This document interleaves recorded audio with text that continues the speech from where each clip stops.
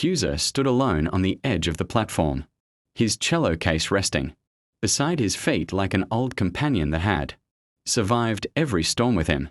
The city behind him buzzed with noise, memories, and mistakes, but ahead lay open tracks leading to places unknown.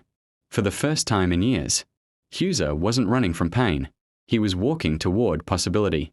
His life had once been crowded with applause, expectations, and faces that loved the sound of his cello but never truly heard his silence.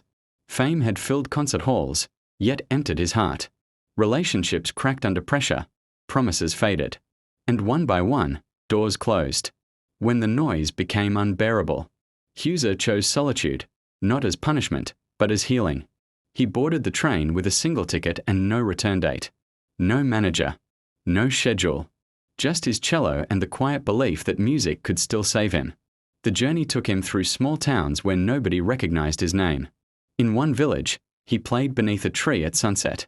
Children gathered first, then old men, then tired women who forgot their worries for a few minutes. The song he played wasn't written on any page. It came from loss, forgiveness, and hope slowly rebuilding itself. Coins dropped into his open case, but more valuable were the smiles that followed. Each destination became a lesson. In the mountains, he learned patience from the silence. By the sea, he learned how to let memories come and go like waves, without drowning in them. At night, in cheap rooms and empty hostels, he played softly, letting the music stitch together parts of himself he thought were broken forever.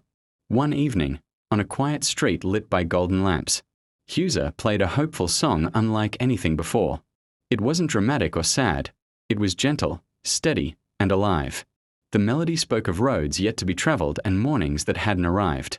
A woman passing by stopped, closed her eyes, and whispered, "That sounds like a new life."